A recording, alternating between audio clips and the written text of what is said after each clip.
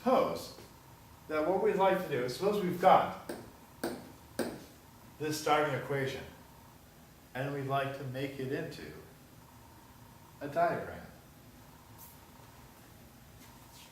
Well, I know, okay, first off,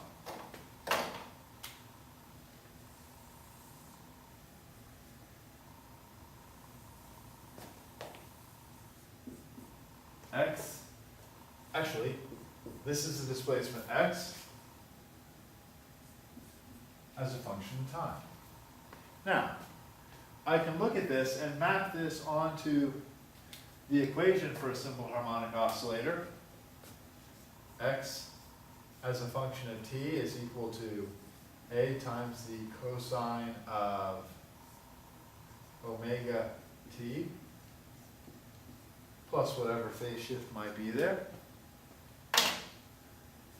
Now, 12 centimeters corresponds to the amplitude. So I can go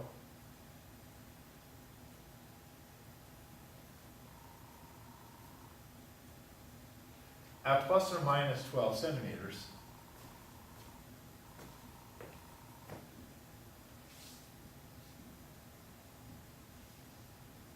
I know that is not terrifically well drawn, but I hope you get the idea. If you have graph paper in front of you where you're drawing this, or drawing this on Excel, it will look much nicer.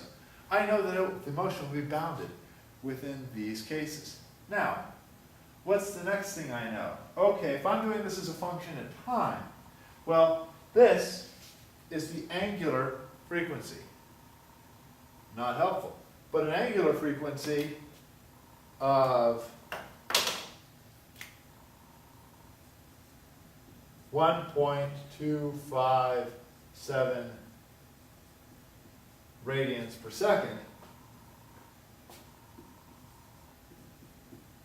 is equal to 2 pi times the frequency,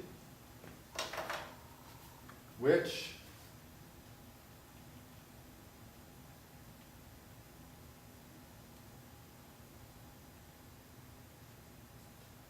gives me a frequency of 3 significant figures. Well, actually, this has 4 significant figures right here. So do 4 significant figures. That gives me a frequency of 0.2001 1/seconds, or hertz, or a period of, well, technically 4.999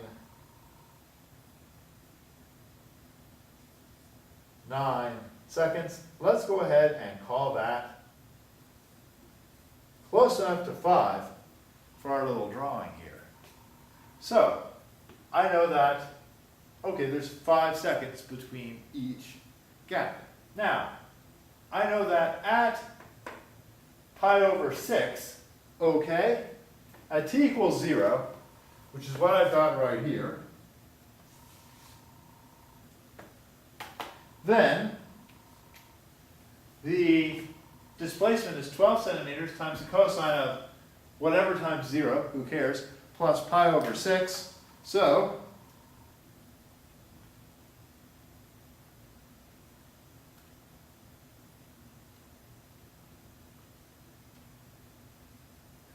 call that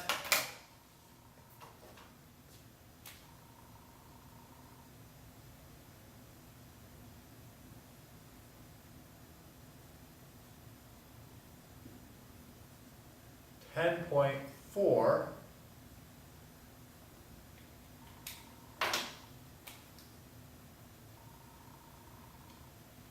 So we'll start here. Now, if I look at, okay, at a phase angle of pi/6, here's my starting point. If I make that angle a little bit larger, the cosine becomes a little bit smaller. It's on its way to 0. So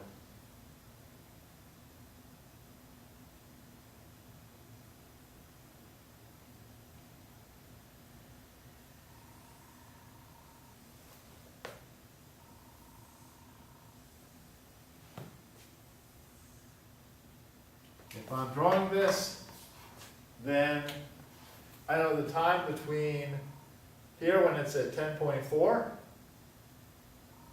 and the next time when it's at 10.4 going downward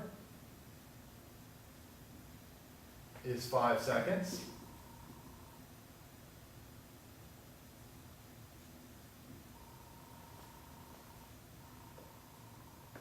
$10, and so on. So, crudely done. That's how we can get from an equation to a graph.